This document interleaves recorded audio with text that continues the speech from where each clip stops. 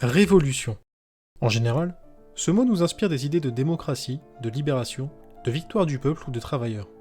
Mais cette image mentale qu'on s'est fait d'une révolution est très occidentaux-centrée, et ailleurs, le mouvement n'aspire pas toujours à des évolutions électorales ou de classe, mais parfois religieuses, comme la révolution iranienne de 1979. C'est le sujet de cette vidéo. L'Iran est un très vieux pays à l'histoire aussi riche que complexe, et pour ces raisons nous allons nous concentrer sur son histoire récente. L'histoire de la révolution iranienne commence avec l'ascension d'une nouvelle dynastie, les Pahlavis.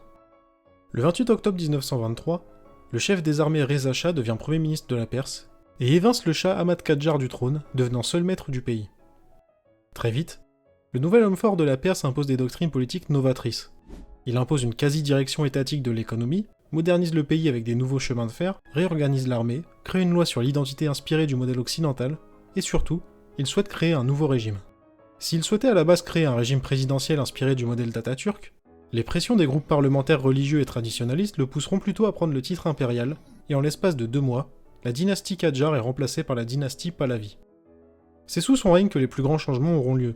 Il négocie des accords pétroliers honnêtes malgré l'impérialisme britannique, il crée de nouvelles universités et écoles ouvertes à tous puis à toutes, il impose un nouvel ordre vestimentaire occidentalisé, interdisant le fez et le voile, et il change le nom du pays de Perse à Iran, le nom autochtone du pays.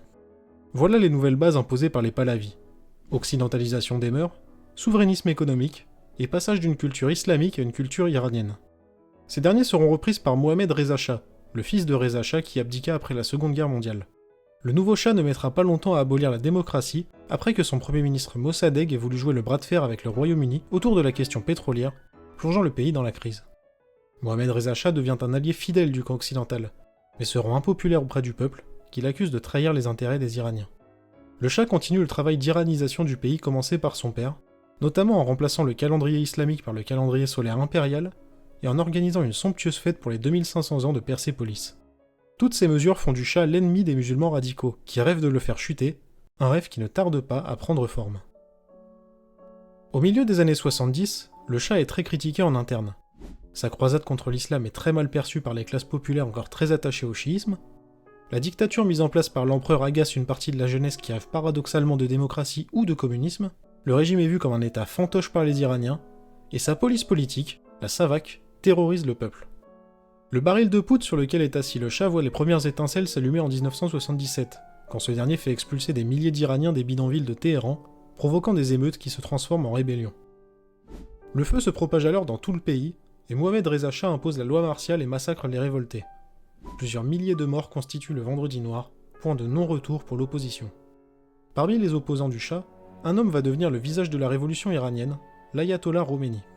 Ce chef religieux était devenu une figure centrale de l'opposition chiite iranienne, et fut forcé à l'exil dans les années 60.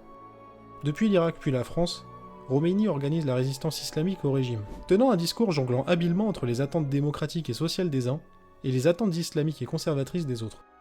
Faute de concurrent au trône, c'est lui qui devient l'homme providentiel des révoltés. Les protestations et les grèves poussent finalement le Shah à quitter le pays, permettant à Khomeini de revenir triomphalement en Iran. Pour autant, l'ayatollah n'est pas encore au pouvoir.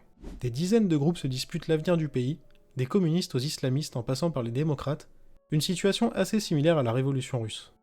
D'ailleurs, la comparaison ne s'arrête pas là. Comme les soviets de Lénine, les comités religieux locaux vont progressivement contrôler le territoire à petite échelle, donnant de facto le pouvoir national aux islamistes. Ceux qu'on appelle désormais les gardiens de la révolution vont organiser la traque, le jugement et l'élimination des figures de l'ancien régime, pavant la voie à Khomeini.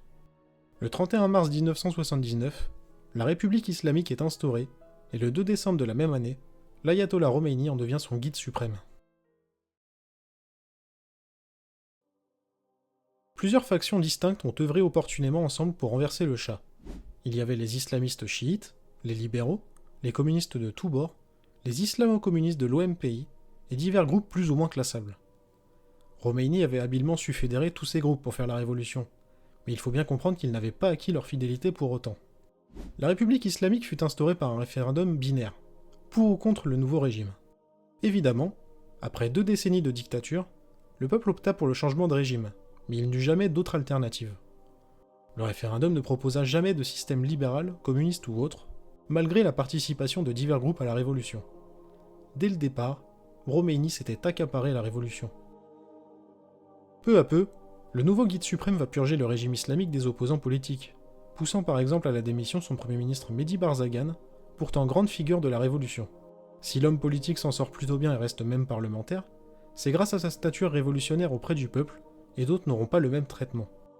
En effet, les grands perdants de la révolution s'avéreront être les communistes, que Khomeini considéra incompatibles au régime islamique. Khomeini va peu à peu prendre le contrôle des usines occupées par les marxistes, et imposer aux travailleurs de retourner dans les usines.